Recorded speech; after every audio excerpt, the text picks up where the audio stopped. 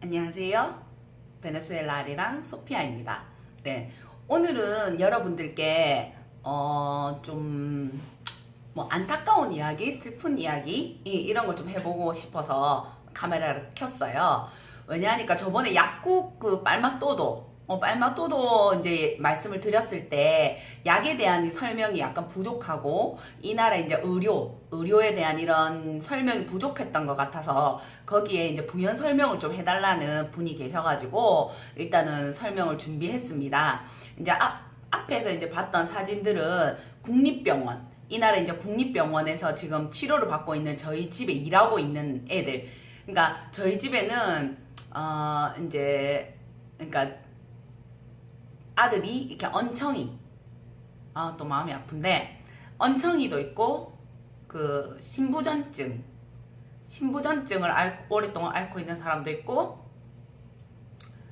하여튼 가족들이, 그러니까 직계 가족들이 이렇게 아파서 병원에 이제 다니는 경우가 좀 있어요. 지금 상황이. 그래서 여기서 열심히 돈을 벌어야 하고, 친척들이 이제 콜롬비아나 페루로 이렇게 가서 이렇게 돈을 이렇게 붙여주고, 약값이나 이런 거를 붙여주고 이렇게 하면서 살고 있어요. 근데 이제 그전에는 이제 저희 집에 손님들이 좀 있을 때는 다들 또 팁도 주시고 이렇게 좀 그걸 해서 이렇게 좀 도움을, 저도 이제 뭐 작은아마 이렇게 도움을 줄 수가 있었는데, 요즘에는 저도 너무 형편이 이제 어려워지니까 이렇게 도움을 주기가 사실은 힘든 상황이.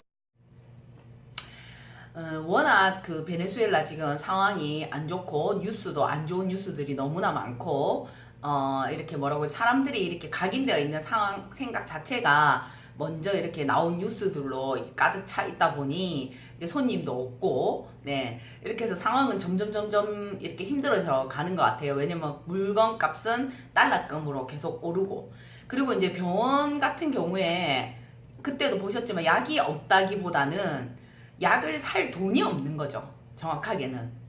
제 생각에는 제가 막 안티비오티코나 이렇게 항생제나 뭐 이렇게 있냐고 물어보니까 약은 있어요. 약은 있는데 그거를 살 돈이 없는 거예요. 그러니까 일반적으로 이렇게 국립병원은 다 무료고, 국립병원 안에 있는 약국에서 이렇게 처방전을 들고 가면 공짜로 이제 약을 주고 이렇게 했었는데, 요즘에는 그 할당이 되는, 이제 나라에서 이제 할당을 줍니다. 할당을 주는 그거를 약을 빼돌려 가지고 의사들이 이제 따로 팔아먹는 거예요. 그러니까 예를 들어 가지고 이제 저희 집에 일하는 애가 이제 약을 이제 처방전을 받아서 이제 그 병원에 있는 무료로 약국을 주는데 가면 약이 없다고 하는 거예요. 그래서 다시 그 의사한테 가가지고 약이 없어서 그러면 어떻게 사면 되냐 이렇게 물어보면, 자기가 아는 이 약을 가지고 있는 사람이 있는데 그 사람한테 이제 연락을 해가지고 약을 뭐 사는 수밖에 없다 이런 식으로 이제 얘기를 해요. 그래서 그거를 전화를 걸어갖고 이제 약을 사고 해야 되니까 돈이 있어야 되는 거죠. 옛날에는 그런 거를 무료로 받았기 때문에 돈이 없어도 사는데 크게 문제가 없었는데, 지금은 그렇게 하면 약이 없다 이런 식으로 해버리니까, 중요한 어떤 약들은 약이 없다고 해버리니까 그걸 따로 이제 어떻게 보면 빼돌려서 파는 사람들한테 이제 사야 되는 거예요. 근데 이제 나중에 알고 보니까 그 약을 이렇게 뭐라고 해서 빼돌려서 파는 사람이 그 의사의 엄마였어요. 그러니까 나중에 이렇게 막 추적하다 보고 이렇게 막 하면 어떤 관계인데 이 사람은 왜 약이 있지? 약을 어디서 구했을까? 뭐 이렇게 의문에 이렇게 이제 저 같은 경우에는 막 이렇게 추적을 막 하다 보면 그 다 가족이 약을 파는 거예요. 그러니까 자기는 이제 진단을 그 약을 내리고 그 약을 파는 사람들은 자기 가족, 이렇게 해서 돈을 챙기는 거예요.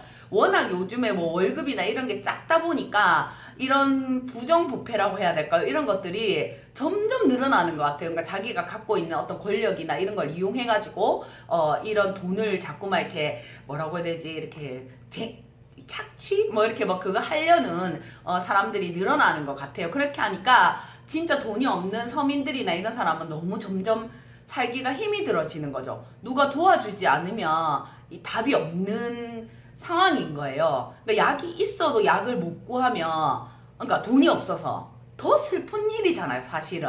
네. 그러니까 우리 한국에서도 가족 누구 한 명만 아프면 집안이 진짜 풍비박산 나기가 쉽잖아. 여기도 마찬가지예요.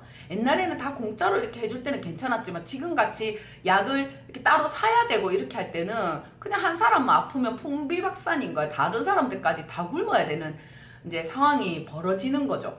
예, 그래서 너무 마음이 아파요. 근데 지금은 이제 저도 이렇게 도움을 줄 수 있는 따로 뭐 형편이 아니다 보니 힘들고, 여기에 이제 저 같은 경우에는 이제 사실 볼링을 치다가 무릎이 빠진 적이 있어요.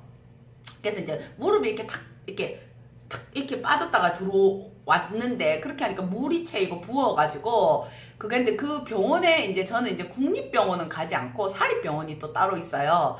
그 사립병원에 이제 갔더니, 이게 사립병원에 가면은 이제 뭐라고 해야 되지, 소독약, 솜, 뭐 주사 이런 걸 따로 다 사가요. 뭐를 사오라고 이제 그 적어주거든요. 그럼 그거 사갖고 가면 그 자리에서 이렇게 물을 딱 빼주고 이렇게 하더라고. 근데 생각보다 저는 너무 저한테는 잘해줘가지고 저는 사실 깜짝 놀랐어요. 예, 그렇게 해서 2번 병원 가고 이제 다 나왔어요. 다 나왔는데, 그리고 저는 이제 위내시경도 여기서 해봤고, 이런 초음파 이런 것도 해봤고, 산부인과 진료도 받아봤고, 여기서 이제 병원을 이제 다 사립병원을 갔죠, 저는. 예, 근데 사립병원도 예전에 비해서 가격이 많이 올랐어요. 예, 그리고 거기에서 약을 다 구해달라고 하면은 비용을 비싸게 받아요. 그래서 여러분들이 오실 때 꼭 그 여행자 보험을 넣어가지고 거기에서 이제 얼마 한도까지 이제 그 의료에 관련된 이런 서비스를 받을 수 있는지, 금액을 받을 수 있는지를 꼭 확인하시고, 베네수엘라 오실 때는 이제 3만원짜리 이런 여행자 보험이라도 꼭 넣으셔가지고 오시기를 바랍니다. 그래 해야 후회가 없어요. 왜냐면 그냥 사립병원, 괜찮은 병원으로 가서 이렇게 치료를 이렇게 받으시는 게 좋아요. 그리고 지병이 있으신 분이 있을 수 있잖아요. 뭐 고혈압, 당뇨 뭐 이런 식으로 본인이 원래 이렇게 뭐 위장병 뭐 이렇게 좀 늘 이렇게 있는 병이 있으신 분은 여기 오실 때 그냥 한국에서 약을 가지고 오시는 게 좋아요. 그러니까 약이 없어서라기보다는 약 이름을 모르겠더라고요. 저 같은 경우에는 이 약이 스페인어로 뭔지, 예, 그리고 이 처방전에 적혀있는 약이 뭔지 의심스러운 거예요. 얘가 과연 도대체 이렇게 잘 진단을 한 걸까, 뭐 그런 의심이 있어서 이렇게 자기가 이렇게 고정적으로 이렇게 막 저는 감기약, 뭐 진통제 뭐 이런 것들은 다 이렇게 한국에서 가지고 와서 저희 아리랑에 있는 식구들은 이렇게 한국 약을 먹여요. 일하는 애들하고 싹 다 한 상자 이렇게 딱 그 준비해서 뭐 정로한 뭐 이렇게 하여튼 오는 손님들을 위해서도 준비를 해놓고, 네, 우리 집에 일하는 애들을 위해서도 준비를 해놓고, 저를 위해서도 준비를 해놓고, 이렇게 해서 두루두루 그냥 골고루 이렇게 가지고 와서 이렇게 약을 먹입니다. 그러니까 너무 이제 약 이름을 제가 몰라가지고 스페인어로, 예, 약은 한국보다 더 싼데, 예, 그걸 이름을 몰라서 하여튼 못 사먹는 꼴인 거죠. 네, 아는 거는 비아그라? 네, 비아그라밖에 없고 엄청 그때도 다 쌌었어요. 그래서 이렇게 막 손님들 많이 사가고 막 하셨거든요. 근데 뭐 우울증 약이라든지 하여튼 여타의 한국보다 약값이 싼데도 불구하고 약 이름을 몰라서 저는 한국에서 가지고 와서 이렇게 다 나눠주고 이렇게 했습니다. 자, 오늘도 정보가 마음에 드셨다면, 자,